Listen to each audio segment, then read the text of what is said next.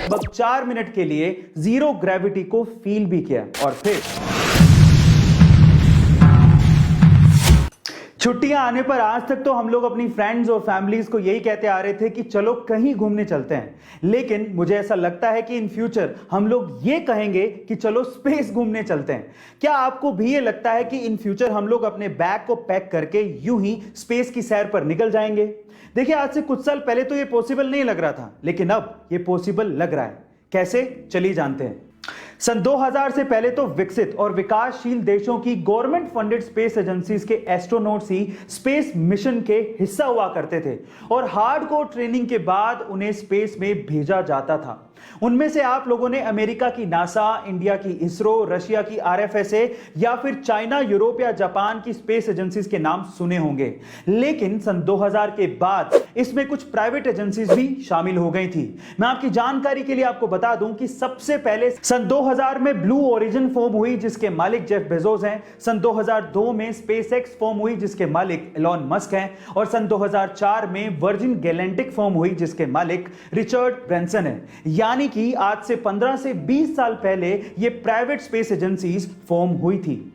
In private space agencies के space missions में से एक मिशन यह भी था कि सस्ती स्पेस व्हीकल्स बनाई जाएं ताकि एस्ट्रोनॉट्स के अलावा बाकी लोग भी स्पेस का नजारा ले सकें, और अब फाइनली ये सपना पूरा होता दिख रहा है। बाय द वे, स्पेस अर्थ से ज्यादा दूर नहीं है जहां पर आप जीरो ग्रेविटी का आनंद ले सकते हैं। ऐसा कहा जाता है कि अर्थ से 80 से 100 किलोमीटर ऊपर वो स्पेस शुरू हो जाता है जहां पर आप जीरो ग्रेविटी को फील कर सकते हैं। पर ये 80 से 100 किलोमीटर की दूरी को फांदने में भी इन प्राइवेट एजेंसीज को 15 से 20 साल लग गए और फाइनली जेफ बेजोस और रिचर्ड ब्रैंसन की कंपनियों ने ये कर दिखाया। तो चलिए इनके बारे में बात करते हैं एक एक करके। वैसे जेफ बेजोस 20 जुलाई 2021 को स्पेस की यात्रा करके स्पेस में जाने वाले पहले कारोबारी बनना चाहते थे, लेकिन उससे पहले ही वर्जिन गैलेक्टिक के रिचर्ड ब्रैंसन ने गुगली मार दी और स्पेस की यात्रा करके वापस भी आ गए और ये टैग उन्होंने अपने नाम कर लिया।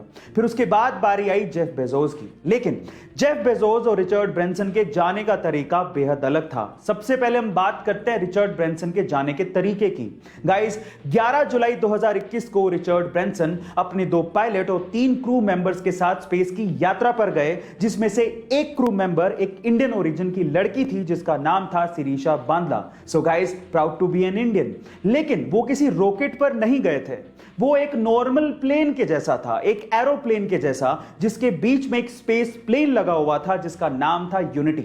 सबसे पहले उस प्लेन ने नॉर्मल तरीके से उड़ान भरी और उसके बाद जैसे ही 50,000 फीट पर पहुंचे, सेंटर से यूनिटी स्पेस प्लेन अलग हो गया और उसके बाद सुपरसोनिक स्पीड से अर्थ से करीब 80 किलोमीटर ऊपर जाकर स्पेस में पहुंच गया। और उसके बाद आया मैजिकल मूवमेंट। सारे क्रू मेंबर्स ने लगभग 4 मिनट के लिए जीरो ग्रेविटी को फील भी किया और फिर unity space plane normal plane की तरह लैंड हो गया और इस तरह से रिचर्ड ब्रैंसन और उनके क्रू मेंबर्स ने पहली स्पेस की यात्रा खत्म की। गाइस, अगले साल रिचर्ड ब्रैंसन की कंपनी वर्जिन गैलेक्टिक बाकी लोगों के लिए भी स्पेस की ये सैर शुरू करने वाली है, जिसके लिए वो पर ट्रैवलर 2 से 2.5 करोड़ रुपया चार्ज कर रही है, जिसके लिए अभी तक 600 से ज्यादा रजिस्ट्रेशन भी हो चुके हैं और उनमें जस्टिन बीबर और लियोनार्डो डिकैप्रियो भी शामिल हैं। और अब बात करते हैं जेफ बेजोस की, जो कि अपने भाई और 2 और क्रू मेंबर्स के साथ 20 जुलाई 2021 को ब्लू ओरिजिन के न्यू शेफर्ड स्पेसशिप में बैठ के स्पेस की यात्रा पर गए थे। पर फिर फर्क क्या था? सबसे पहला फर्क यह था कि जेफ बेजोस एरोप्लेन में नहीं बल्कि रॉकेट में गए थे, जिसमें ऊपर एक कैप्सूल लगा हुआ था, वो डिटैच हो सकता था, यानी कि डिटैचेबल था।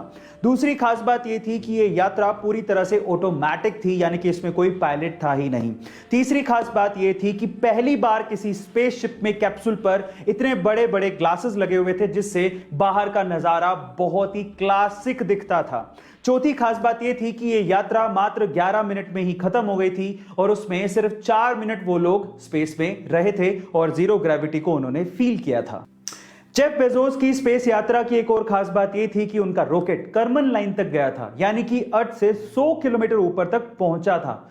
अब देखिए बेहतरीन कौन है, रिचर्ड ब्रैंसन या फिर जेफ बेजोस, ये तो वक्त ही बताएगा। लेकिन स्पेस ट्रैवलिंग में एक रेवोल्यूशन जरूर आने वाला है, जिसमें एस्ट्रोनॉट के अलावा बाकी लोग भी ऊपर जाकर हमारी खूबसूरत अर्थ का नजारा देख पाएंगे।